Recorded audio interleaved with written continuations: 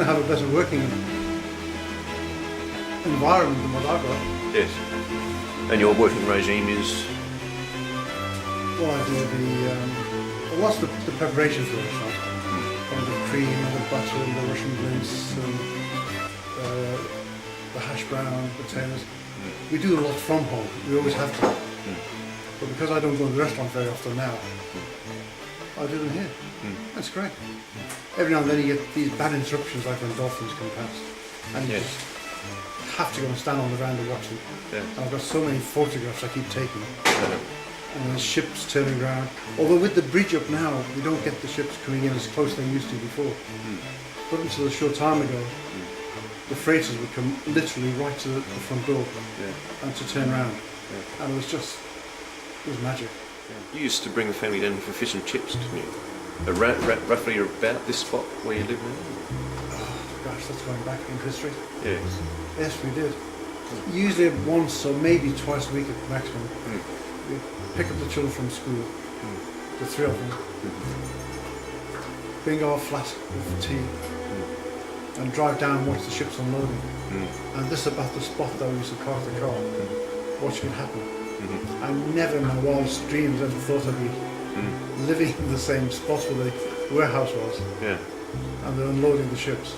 And what was the atmosphere of the port like then? Was it a place that you could really imagine living? Or? No, not at all. It was, although down here was always very interesting. It was tremendously interesting. There was ships and the loading. They used to drop them down in sack and netting. The loading wasn't in containers.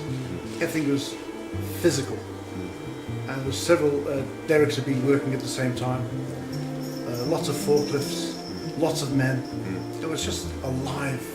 It was pretty spectacular. But in regards to living down here, not really at all. No. But now the whole place is, Port Adelaide now is cleaned up. It's looking great. Outside here, but I don't know whether you can look with your camera from the veranda and look up and down. It's all tiled. It's a lovely walkway. We take our little dog with us several times a day for walkies down here. It's just so good. This leisure time that you have now, how long have you had that much leisure time in your life? Well, maybe a year. Yeah. It's not really in your nature to be lounging about. Oh, I don't. Except from sat here lounging about talking to you. Yes. I don't normally lounge about at all. Yes. We've also got a second shop, which is an ice cream parlour. So I also spend time. And of course, you started in ships. In Merchant Navy. Merchant Navy. Can you tell me about that? Well, to start, I was doing an apprenticeship as a chef. Oh, yeah. And then I left there and went as a galley boy. And I was shipping line called the Almerian. We just did the Mediterranean. I did that for a long time. Based out of? Liverpool. And you were how old when you started there? Oh, anyway, about 21. Oh, really? 20. So you've been working for some time? Oh, well, I started at 14 as a chef. But my course, you did the course 6 months on, 6 months off. So you had 6 months of theory, then you went to work full time again in the hotel. Then you did 6 months practical. That's how the apprenticeship worked. Yeah. And this is at the Grosvenor? No, this is the Prince of Wales in Southport. And then by the time I hadn't quite finished, then I just had to go to the Navy. It's what I'd always wanted to do. Oh, really? And I went to apply, just to check them out. And that's what experience I had. I said, fine, good, okay. When can you sail?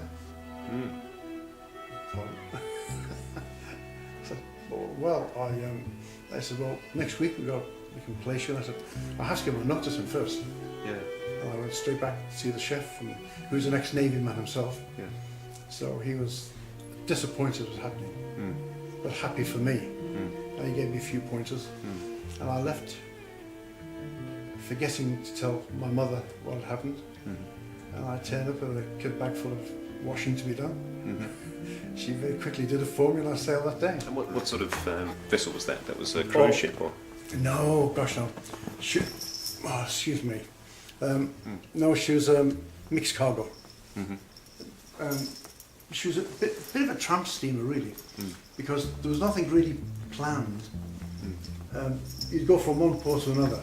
One, you'd maybe pick up timber. But you'd only go to a place where you could drop something off and pick something else up. So we just did that for about 8 months in the Mediterranean. So just go from port to port. And if it just happens, there's something to go to the UK, fine, you got home. But if there's nothing going to the UK, you just stayed out because you signed a year's contract. Like on the boat. Oh, spectacular. It was a 7-day. You know, you didn't get no such things as days off. But then you did get into port. Lots of ports. So you're always going ashore. So that was a reward in itself. You know, just to see different places. Seaports was Gibraltar. And then from there, Greece, Turkey. We did Istanbul, which is, we nearly went aground. The ship lost the steering. And although when you look at the Dardanelles, the river looks reasonably straight, a little bit like a snake, but in actual fact there's 90-degree turns.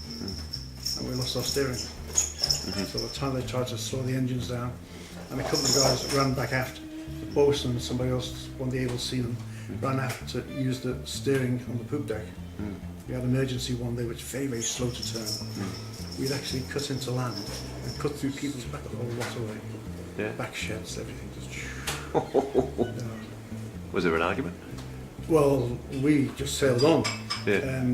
But then we had to stay in Istanbul for about 3 weeks because they sent engineers out from the UK to check whether we'd done any damage. Yeah. They're more concerned about the forecastle, if there's any leaks or we'd weakened the plate or anything. It was very soft soil, so we just sliced through it. So that was it. And what did you do with your 3 weeks on shore? I don't remember a great deal about it. No. But Istanbul was pretty fantastic. Oh, Well, it's a Muslim country. Were there drinks available, or oh yeah. My yes. did you have to be subtle about it, or was it No. open? Oh, was it? We had our favourite place we went to, Yeah. and we very big bottles of beer, like one mix. You know. And we just ordered half a dozen of them. They'd be plonked on the table. And there was a balcony. It was a restaurant with a balcony. We always like to an inside balcony, and we always like to go to the balcony and you look out, and it was a fantastic atmosphere. It was chock-a-block with people. Everywhere was chock-a-block with people. There was lots of cooking done outside as well, and the street vendors, and that was really interesting. All these different smells. And you did this for a 1 year, and that was enough, or? No, I was courting Carol, Ah. and I kept leaving promises behind. I she never fulfilled, so I had to marry her. Ah.